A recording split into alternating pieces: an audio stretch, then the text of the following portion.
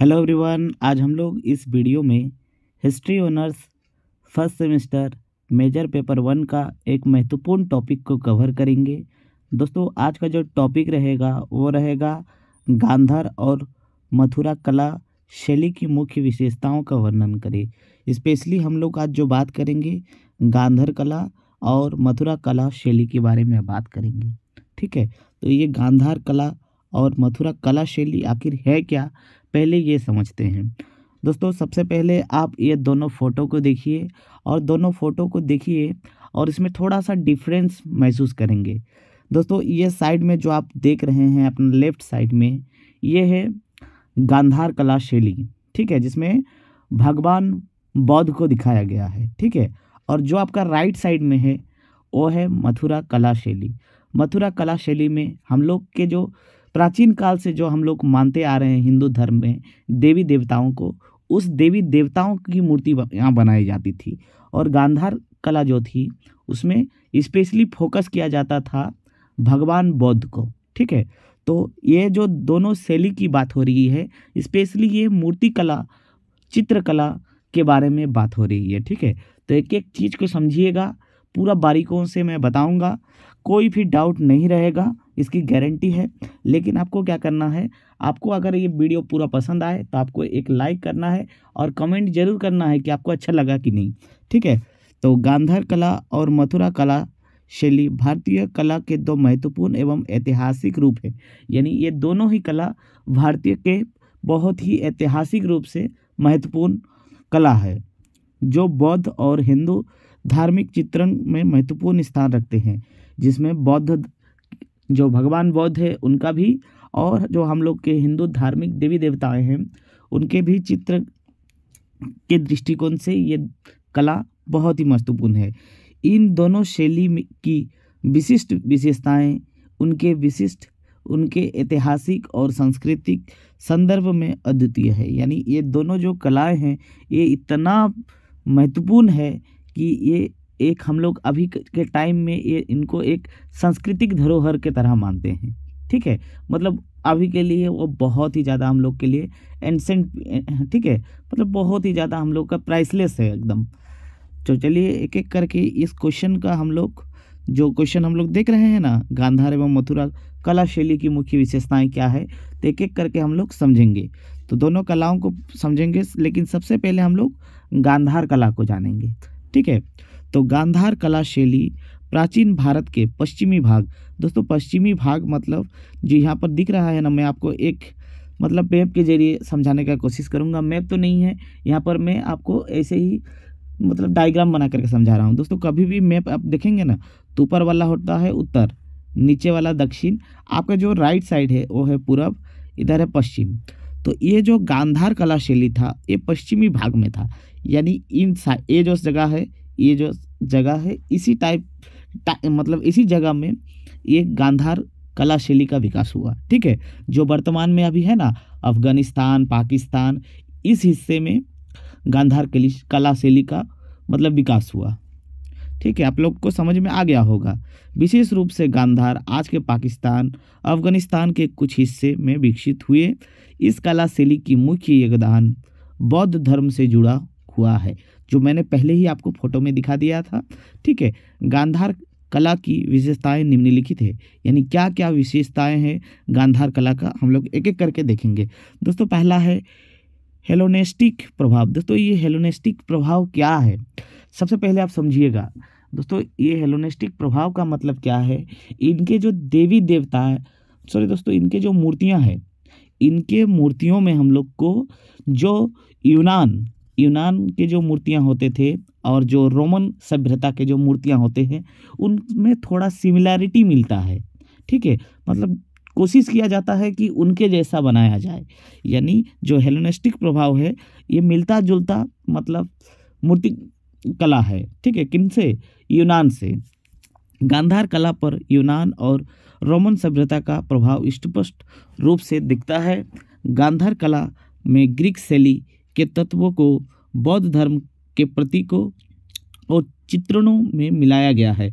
यानी उनका जो शैली है बनाने का जो तरीका है, तौर तरीका, उस तरीकों को ही यहाँ पर उपयोग किया गया है गांधार कला शैली में। बौद्ध प्रतिमाओं में यूनान शारीरिक रूप, चेहरे की आकृति, बालों का ढंग और वस्त्रों के परतों स्पष्ट रूप से देखी जा सकती है। यानी जिस तरह से यूनानी कोई भी मूर्तियां बनाते हैं ना, उसी ढंग से बौद्ध के मूर्तियां को बनाया गया है। हेलेनिस्टिक प्रभाव वही है। ठीक है। दूसरा है बौद्ध चरित्रण। गांधार कला में मुख्यतः बौद्ध की मूर्तियां बौद्ध के जीवन के उद्देश्य, बौद्ध धर्म के प्रतीकों का चित्रण होता है। यानी गांधार कला में किस चीज़ का वो लोग मूर्तियां बनाते हैं, तो वो लोग बनाते हैं भगवान बुद्ध का। ठीक है।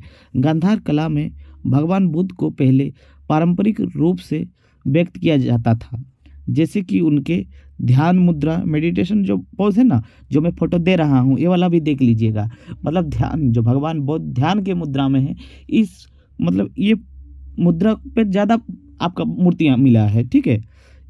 जो क्या है, एक धार्मिक प्रतीक है। ठीक है। आगे चलते हैं। नेक्स्ट है विस्तृत मूर्तिकला। विस्तृत मतलब पूरी फैला हुआ, पूरा बारीकियों से ध्यान देने वाला मूर्तिकला। गांधार कला में मूर्तियों का आकार और बारीकियों से की गई नक्काशी दर्शकों को आकर्षित करती है। यानी इतनी बारीकियों से एक एक चीज़ पर ध्यान दिया जाता है कि मतलब उनका जो चेहरे, मूर्तियों का चेहरे के भाव क्या है, वो हंस रहे हैं या फिर ध्यान मुद्रा में है, मतलब एक एक चीज़ पर ध्यान दिया जाता है। ठीक है। शरीर की गति और वास्तविक के प्रभाव स्पष्ट दिखाई देती है। नेक्स्ट है रंगीन चित्रण। गांधार कला में मूर्तियों और दीवार चित्रों में रंगों का इस्तेमाल भी किया जाता है, जिससे दृश्य और प्रभाव अति जीवित होते हैं। मतलब इतना सुंदर मूर्तियाँ, इतनी बारीकियों से मूर्तियाँ बनाने के बाद भी उसमें क्या किया जाता था, रंग पेंट किया जाता था। ठीक है। जिससे लगता था कि वो बात करने ही वाले हैं मूर्ति, इस तरह से, इस ढंग से बनाया जाता था। ठीक है। तो ये रहा दोस्तों आपका गांधार कला। अभी जो हम लोग देखेंगे मथुरा कला शैली। ठीक है। तो अभी मथुरा कला शैली भी देख लीजिएगा। मथुरा कला शैली। मथुरा कला शैली भारतीय उपमहाद्वीप के मध्य प्रदेश के मथुरा क्षेत्र में विकसित हुआ। तो दोस्तों आप लोग कहेंगे सर मथुरा तो उत्तर प्रदेश में है। तो दोस्तों ये जो पहले मथुरा क्षेत्र था ना, वो मथुरा क्षेत्र में उत्तर प्रदेश और उसके साथ साथ मध्य प्रदेश के भी कुछ भाग आते थे। लेकिन अभी तो ऐसा नहीं है। अभी तो हम लोग जिला वाइज, मतलब राज्य वाइज बांट दिए हैं ना, तो इसलिए यहाँ पर दिया गया है मध्य प्रदेश। उत्तर प्रदेश और मध्य प्रदेश के मथुरा क्षेत्र में विकसित हुआ। यह कला शैली हिंदू धर्म के प्रतीक और बौद्ध धर्म से जुड़ी हुई था। इसमें दोस्तों हिंदू देवी देवताओं को भी दिखाया गया है, उसके साथ साथ भगवान बुद्ध को भी दर्शाया गया है। ठीक है। मथुरा कला शैली की निम्नलिखित विशेषताएं हैं। क्या क्या विशेषताएं हैं, एक एक करके हम लोग देखेंगे। नेक्स्ट है हिंदू धर्म का प्रभाव। मथुरा कला मुख्य रूप से हिंदू देवी देवताओं की मूर्तियों का चित्रण करती है। यानी ये जो मथुरा कला शैली है, इसमें हम लोग का हिंदू देवी देवताओं का चित्रण ज़्यादा देखा जाता है, जैसे कि भगवान कृष्ण, विष्णु, शिव और अन्य देवी देवताएं। यह कला शैली हिंदू धार्मिक प्रचार का गहरा प्रतिबिंब है। यानी ये जो मतलब कला शैली था, मथुरा कला शैली, इसमें हिंदू देवी देवताओं को ज़्यादा जोर दिया जाता है, उनका ही ज़्यादा चित्र मिला है। और इससे ये भी प्रतीत होता है कि उनका जो कला शैली था, इससे हम लोग का हिंदू धर्म का प्रचार प्रसार होता था। ठीक है। नेक्स्ट है स्वाभाविकता और सरलता। यानी इतना सुंदर और इतना सरल ढंग से मूर्तियां बनाई जाती थी। ठीक है। मथुरा कला में मूर्तियों का रूप अधिक स्वाभाविक और सरल होते थे। मूर्तियों में चेहरे का भाव, शारीरिक संरचनाएं और भावनाओं का सजीव रूप से चित्रण किया जाता था।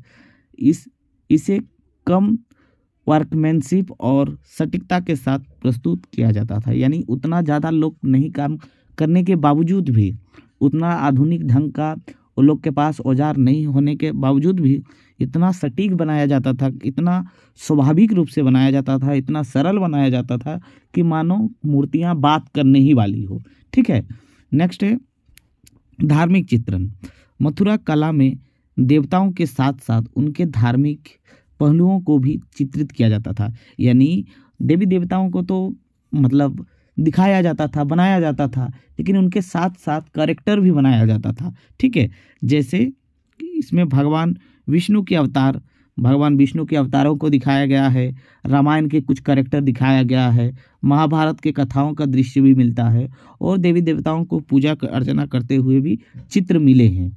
ठीक है, नेक्स्ट है दोस्तों स्थानीय शैली।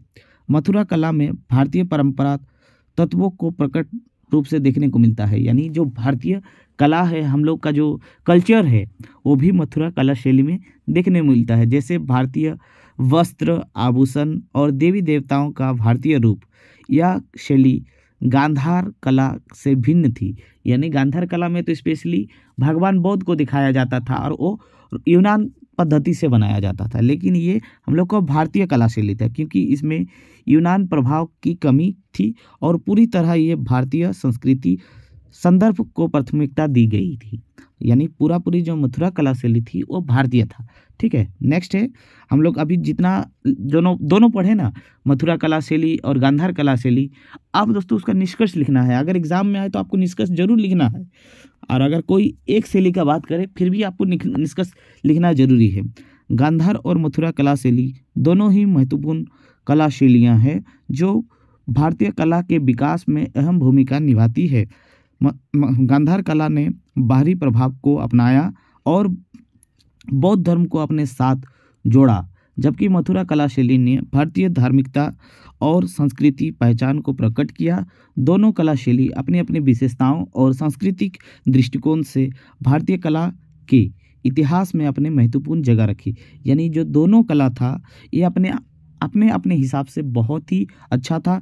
इसमें नो डाउट कोई ये नहीं है कि जो गांधार कला शैली था इसमें भगवान बौद्ध का चित्रण ज़्यादा हुआ है, इसमें हिंदू देवी देवताओं का चित्रण नहीं मिलता है, लेकिन वो भी हम लोग का ही था। जो धर्म था वो तो कोई बाहर देश का तो धर्म नहीं था, इसलिए दोनों ही कला शैली में भारतीय संस्कृति को ही देखने को मिलता है, हम लोग का कल्चर देखने को मिलता है। तो दोस्तों अगर आपको ये वीडियो अच्छा लगा है तो इस वीडियो को अपने दोस्तों के साथ जरूर शेयर कीजिए, और इतना दूर अगर पूरा सुने हैं तो एक लाइक और कमेंट जरूर कीजिएगा।